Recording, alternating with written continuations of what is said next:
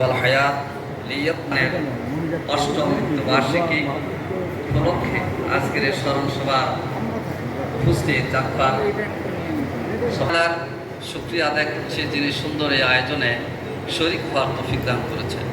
মূলত আজকের আলোচনাটা বেদনাকে স্মরণ করিয়ে দেয়, আবার উজ্জীবিত হওয়ার কথাও শিক্ষা দেয়। শফিউল আজম প্রধান ভাইয়ের সালাতে জানাজা ইমামতি করার সুযোগ হয়েছে। ভাগ্যক্রমে সেদিন ঢাকায় ছিলাম।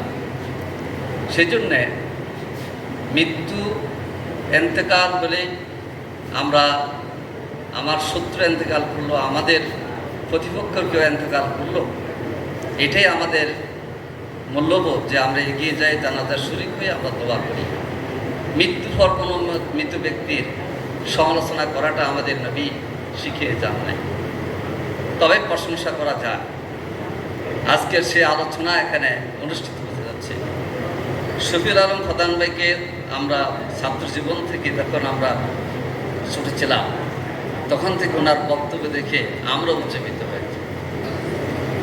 উনি জাতিকে, ছাত্র জনতাকে, তরুণদেরকে তার বক্তব্য দিয়ে উজ্জীবিত করতেন। তার বক্তব্যের অন্যতম বিষয় ছিল ভারতীয় আধিপত্যবাদের বিরুদ্ধে তিনি কথা বলতেন, এবং চতুর্দিকে যে আজকে ব্যানার দেখা যাচ্ছে, অনেক ব্যানারে দেখা যায় ভারতীয় আধিপত্যবাদের বিরুদ্ধে তিনি সংগ্রামে নেতৃত্ব দিয়েছেন। আমরা আজকের আলোচনা সভায় দোয়া করি আল্লাহ তাআলা জাতীয় নেতা শফিউল আলম প্রধানের ভুল ত্রুটিগুলি মাফ করুন, এবং তার আলহামদুলিল্লাহ উপস্থিত সংগ্রামী নেতৃবৃন্দ এবং প্রিয় ভাইয়েরা, সূরা মুলকের প্রথম আয়াতে আমি তেলাওয়াত করেছিলাম। আল্লাহ তাআলা বলছেন তিনি জীবন এবং মৃত্যু মানুষের জন্য তৈরি করেছেন। লিয়াবলুয়াকুম আইয়ুকুম আহসানু আমালা। এই জীবন মৃত্যুর কার্যক্রমের মধ্যে দিয়ে আল্লাহ তাআলা দেখতে চান যে তোমাদের মধ্যে উত্তম আমলকারী কে। মানুষ তার আমলের মধ্যে দিয়ে, তার কর্মের মধ্যে দিয়ে সমাজে, রাষ্ট্রে, ইতিহাসে একজন ব্যক্তি হিসাবে তিনি পরিচিতি লাভ করেন এবং বরণীয় ব্যক্তিত্বে উপনীত হন। আজকের এই আলোচনা সভার শুরুতেই দুইজন ব্যক্তির বিষয় এসেছিল, মাওলানা আব্দুল হামিদ খান ভাসানী আর জনাব শফিউল আলম প্রধান। এই দুজন আমাদের রাজনীতির জীবনে, আমাদের ইতিহাসে তাদের ভূমিকাটা অনুসরণ করতে হয় এবং অনিবার্য। আর ভারতীয় আধিপত্যবাদের বিরুদ্ধে সংগ্রামী নেতা ছিলেন মাওলানা আব্দুল হামিদ খান ভাসানী, আর তারই একজন উত্তরসূরি হলেন জনাব শফিউল আলম প্রধান। আমি আলোচনা বেশি লম্বা করব না, দুই তিনটা বিষয় কথা বললে হক আদায় হবে। আপনারা জানেন আওয়ামী লীগের বিরুদ্ধে বেগম খালেদা জিয়ার নেতৃত্বে 1999 সালের 30শে নভেম্বর মিন্টু রোডে 4 দিন জোট গঠিত হয়েছে। নেতৃত্ব দিয়েছিলেন দেশনেত্রী বেগম খালেদা জিয়া। 2012 সালে এসে এবং 2008 সাল থেকে 8টি সমমনা দল ছিল। এই 8 থেকে 12 পর্যন্ত এই 4-5 বছরে বিভিন্ন ধরনের প্রোগ্রামে 8টি দল 8 দল নামে অংশগ্রহণ করছে। 2012 সালে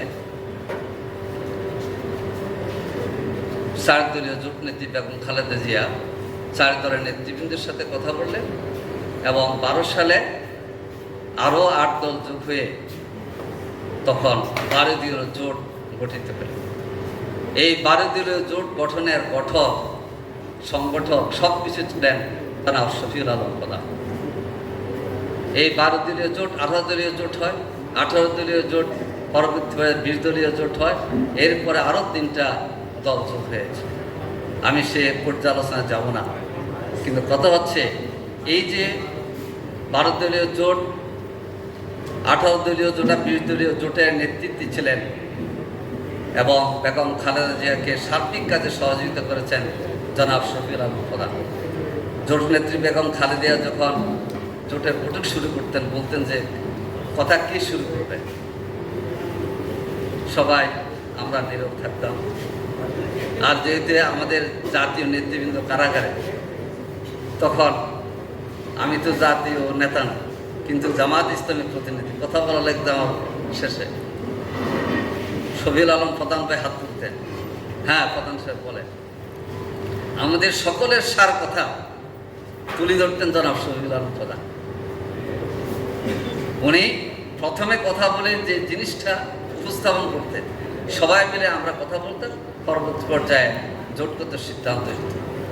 তাহলে সেই জোটের নেতৃত্বে তৎকালীন সময় 13 সাল থেকে 20 সাল পর্যন্ত, 18 সাল পর্যন্ত অনেক জাতীয় নেতৃবৃন্দ জেলে গিয়েছেন। এবং একদিন জোটের বৈঠক শেষ করে সব জাতীয় নেতৃবৃন্দ জেলে আমাদেরকে গ্রেপ্তার করার জন্য আসলেন, কিন্তু 2 জন আমরা গ্রেপ্তার হইনি। একজন আমদানি রহমান পার্থ, আর হচ্ছে আমি। বেগম জিয়া পরে বলতেছেন আপনি ছোট মানুষ অথবা দেখতে পাইনি, এবং উনি কে কিভাবে যাবে এই পর্যন্ত আমাদের জিজ্ঞেস করেছে, বাইরে পুলিশ। আজকে এই কথা বলছি এই জন্যে, রাজনৈতিক প্রতিপক্ষ আছে, কিন্তু ভালোবাসা থাকতে হবে, শ্রদ্ধা থাকতে হবে, এবং জাতীয় নেতৃবৃন্দ কাকে কটাক্ষ করে কথা বলার চেয়ে সম্পর্ক গভীর করার মধ্যে দিয়ে আমাদেরকে এগিয়ে যেতে হবে। প্রধান ভাইয়ের আরেকটি জিনিস বলে, এই জায়গায় একটা আলোচনা সভা ছিল 2006 সালে 28শে অক্টোবরে আওয়ামী কৃষিবাদের যে হত্যা শুরু, এটার প্রতিবাদে সেই আলোচনার সভায় তৎকালীন 20 দলীয় জোটের এবং অন্যান্য পেশাজীবী সংগঠন অনেকে এখানে এসে বক্তৃতা করেছিলেন। প্রোগ্রামটা আয়োজন করেছিল ঢাকা মহানগরী জামাত। এই প্রোগ্রামের সবাই 28শে অক্টোবর হত্যাকাণ্ডের বিচার দাবি করেছেন। পরবর্তী পর্যায়ে এই আলোচনার সভাকে কেন্দ্র করে মামলা হল। উপস্থিত সব জাতীয় নেতৃত্ব মামলায় যুক্ত হলেন। শামীম আল মামুন নামে একজন জাতীয় নেতা ছিলেন, জাতীয় পার্টির সেক্রেটারি ছিলেন, উনিও আসামি। শওকত হোসেন নীলু ভাই আসামি, শফিউল আলম প্রধান ভাই আসামি। কয়েকদিন পরেই চিটাং যাওয়া লাগবে। প্রধান ভাই বলতেন, হালিম ভাই টিকিট রেডি আছে? আমি যে বিমানের টিকিট তো নাই, ট্রেনের টিকিট আছে। নীলু ভাই সবাই ট্রেনে যাবে, সবাই নেই। আজকে সে 28শে অক্টোবরের মামলা নিয়েই কিন্তু 28শে অক্টোবরের আলোচনা সভার প্রেক্ষিতে আসামি হলেন জাতীয় নেতৃবৃন্দ শফিউল আলম প্রধান। সে মামলা নিয়ে কিন্তু উনি মৃত্যুবরণ করেছেন।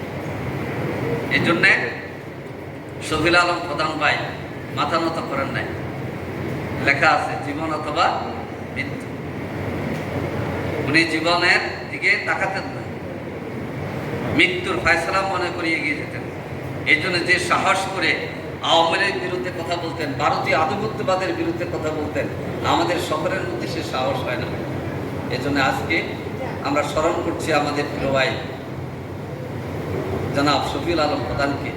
আল্লাহ তাআলা তার সকল কর্মকে কবুল করুন, ভুল ত্রুটিকে মাফ করুন, এবং আগামী দিনে এখন যে আমাদের জাতীয় সংকট, সেটা কি? আমরা 5 আগস্টের পরে যে জাতীয় সুদৃঢ় ঐক্য তৈরি হয়েছিল, এটার মধ্যে বিভিন্ন কারণে অনৈক্য তৈরি হয়েছে। আমরা মনে করি যে সামনে আমাদের জন্য সংস্কার, নির্বাচন এবং বিচার 3টা অপরিহার্য দিন, কিন্তু নির্বাচন ছাড়া সমাধান হবে না। অনেকে মনে করে যে জামাত নির্বাচন দীর্ঘায়িত করতে চায়, বা আমাদের এই সরকার নির্বাচন না দিয়ে গড়িমসি করতে চাই। কারণ আগামী দিনে জাতীয় সংকট মোকাবেলায় সকল রাজনৈতিক দলের মধ্যে অবশ্যই নির্বাচন, এই সরকার যে টাইম ফ্রেম দিয়েছে, এখানে বিভিন্ন রাজনৈতিক দল ডিসেম্বর, ফেব্রুয়ারি, জুন পর্যন্ত করতেছে। আমরা মনে করি নির্দিষ্ট টাইম ফ্রেমের মধ্যে অবশ্যই জাতীয় নির্বাচন করতে হবে এবং আমরা একটা সমাধানের দিকে যেতে পারব। আমি আজকে অনুরোধ জানাব, আমরা যারা 5 আগস্টে বিভিন্ন পর্যায়ে নেতৃত্ব দিয়েছিলাম, দায়িত্ব পালন করেছি, যার যে অবদান এটা অনস্বীকার্য। বাংলাদেশ জামাত ইসলামী কারো অবদানকে খাটো করে দেখতে চায় না। জামাত ইসলামের এক্ষেত্রে কী ভূমিকা ছিল, নেতৃবৃন্দ কত ত্যাগ স্বীকার করেছেন, এটা জাতি জানে। জামাত ইসলামীর নেতৃবৃন্দ ত্যাগ স্বীকার করেছেন, বিএনপির নেতৃবৃন্দ ত্যাগ স্বীকার করেছেন, ছাত্র জনতা লক্ষ লক্ষ মামলা হামলার শিকার আমরা হয়েছিলাম। এখন কিন্তু সুবিধাজনক সময় এসে এগুলি আমাদেরকে ভুলে গেলে হবে না। আসুন, জাতীয় ঐক্য এবং স্বার্থের ব্যাপারে আমরা সবাই একসঙ্গে কথা বলি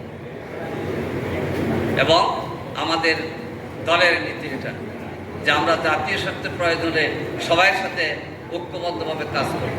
শফিউল আলম প্রধান ভাইয়ের আবারও আত্মার মাগফিরাত কামনা করছি। আল্লাহ তাআলা আমাদেরকে শফিউল আলম প্রধান যে ভূমিকা রেখে রাজনৈতিক জীবনে ভারতীয় আধিপত্যবাদী শক্তির বিরুদ্ধে তিনি মৃত্যু পর্যন্ত সোচ্চার ছিলেন। এই বাংলাদেশের মানুষ জীবন দিয়েছে, কিন্তু ভারতীয় আধিপত্যবাদকে মেনে নেয়নি। আমরা প্রতিবেশীর সাথে প্রতিবেশীর সুন্দর সম্পর্ক রক্ষা করতে চাই, কিন্তু আমাদের উপর আধিপত্যবাদ এবং আমাদের উপর তারা করায়ত্ত করবে, আমাদের সার্বভৌমত্বের উপর আঘাত করবে, এই ধরনের কোনো অবস্থা বাংলাদেশ জামাত ইসলামী হোক এই দেশের জনগণ কেউ মেনে নেবে না।